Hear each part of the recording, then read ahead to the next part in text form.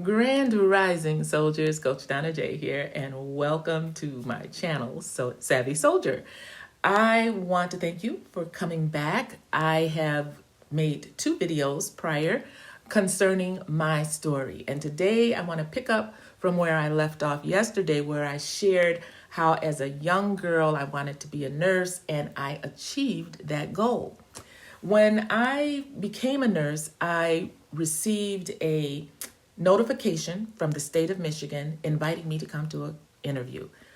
I was real excited about it because that was like a dream come true, another dream come true. All while I was in nursing school, I would tell my fellow classmates, if a job offer comes for Timbuktu, that's a state job, I'm taking it. Now, I didn't know at the time that there really was a place called Timbuktu, but I recently found out that yes, there's a place in Africa, Timbuktu. And you know what? If this job had been in Africa, I would have took it because I had been confessing that. I go for the interview. I did not have a car at the time, so my mom worked out arrangements with my aunt and uncle who drove us from Muskegon to Kalamazoo, about an hour and 20 minutes away, to do this job interview. Didn't know how I was going to be getting there if I got the job. Didn't know if I was going to be moving to Kalamazoo. If I moved to Kalamazoo, where I was going to stay. I mean, I'm just 25 years old and I have been around my mom and family members, all this time. So I was green. I was really green. But I was excited about the offer, went, did the interview, got the job, and somehow God created and orchestrated it where I ran into one of my classmates from Muskegon Heights, where I graduated from high school. She was living in Kalamazoo. She had an apartment, she was living alone, and she invited me to live with her for the first 30 days of getting my job. It was a wonderful thing, and it was totally a God thing. Got the job, was working on the job. Within 3 months, was offered a promotion. And I'm like, what on earth is going on? I said, I don't even know if they got the right girl. Because in the back of my mind, I had said, I did not apply for this job. How did they find my name? How did I get selected and called in for this job? I don't know if I'm the right girl. I don't know. I pray that I am, but what if I'm not? I remember there was an older lady that was working on the floor where I was working, and when she heard that they were offering me the job, she said, Donna, you're young, you're new, the state is a different ball, it's a different ball of wax, it's a different type of place to work. You probably should hold off about a year or two before you accept any promotions. I've been here for 10 years and I haven't been promoted.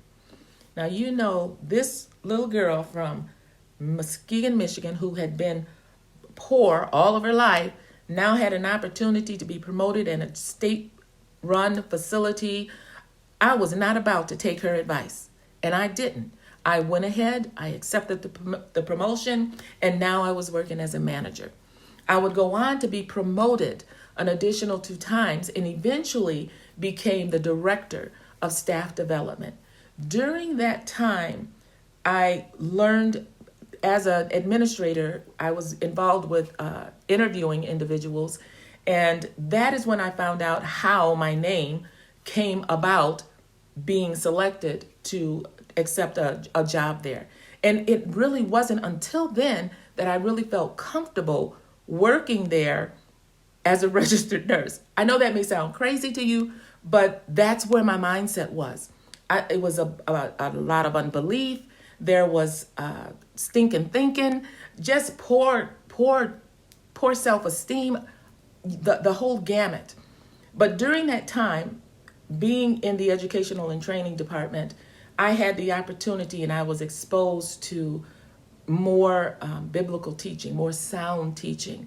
And I started following Marilyn Hickey's readings and Joyce Myers and Fred. There was a minister by the name of Fred that talked on faith and TD Jakes began rising around that time. And so with all of that rich, anointed teaching on thinking and being careful what it is that you say, I began to grow and accept that I was fearfully and wonderfully made, and that my soul knew quite well. One of the things that I was hearing throughout the years of working for the government is that, the state is going to close. So there was always that fear. That by the time you reach Social Security, there's probably not going to be any. And so I began to take on other jobs. One of the reasons was just I had this A personality, and I was somewhat of a workaholic. So I was working full time as a nurse, and then there were part-time jobs that I did working at in retail. I worked for a big store selling cosmetics. I had my own Mary Kay cosmetic job or business, home business. I even went back to school and got my license to be a licensed manicure, because I didn't like the rule with Mary Kay that we could not touch the customers. And so I said, well, I'll get a license to do that. Even though I had my nursing license and could have done it, I wanted to have a commercial license where we could touch our clients. So I was constantly getting education, constantly working, because I wanted to make sure that I had options in the event that I didn't have the job with the state, or once I got to retirement age, I had some other skills in place where I could create what I refer to as a slide hustle. I always have believed that you should have not put all of your eggs in one basket. I preach that, I teach that. I always have something in your back pocket in case something else goes awry. One of the things that I do now that I have retired, I retired in 2018, but not before creating my slide hustle. And what I did was I took all of my skill set, all of my wisdom, things that I was passionate about, and I became a life coach. I have a bachelor's degree in family life education. I have several certifications as a life coach. And what I do is work with baby boomers and late bloomers to help them figure out what it is that they just love to do, that they're good at doing, that people come to them and ask them about, and then monetize or productize that thing so that they can create some type of residual income on the side. Because Social Security is not going to be enough. Let me say that again. Social Security is not going to be enough. You need a slide hustle.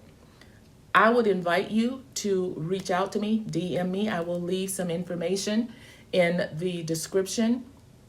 And let's just have a 15-minute conversation to get things started. Won't cost you anything. A complimentary 15-minute consultation to assess some of the things that you have. You have spiritual gifts. You have natural gifts. You've got gifts that you've learned along the way. Baby boomers, late bloomers, I'm your girl. I can assist you with finding out what it is that you want to do. Now, there's some individuals, they don't want to do anything after retirement. I think that's a sad thing. If you look up the word retire, it refers to no longer being used, no longer being of use, to cast away, to put aside. That sounds too much like death to me. I believe in Psalms 92, 13 and 14, it says that even in old age, I will be full of vitality, productive, and prospering. I believe in Proverbs 31, the Proverbs 31. There's a lot of things listed in there. I don't think that one woman was doing all of that. I believe that the fact that there's teachers in that story, there's nurses in that story, there's merchants in that story, there's business owners in that story, there are doctors in that story, there are lawyers in that story, there are politicians in that story. There is a gamut of different type of women that are represented in Proverbs 31, and you are one of those Proverb 31 identities in there. Let's identify your strengths. Let's identify something that you can create so that you can generate some passive income during your latter years. Social Security is not going to be enough. You need splendid security. You are the only one that can create that. The government will never create a program that's going to go above and beyond what it is that you need to be able to live where you want to live, to be able to drive the car that you want to drive, to be able to take the vacations you want to take when you want. Who wants to always have to ask for a boss to give them the day off? No, be your own boss.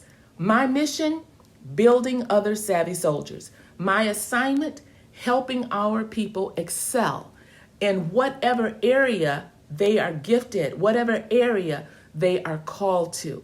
I want to be a part of that process for you. Until next time, I want you to be well, I want you to live free, and I want you to prosper.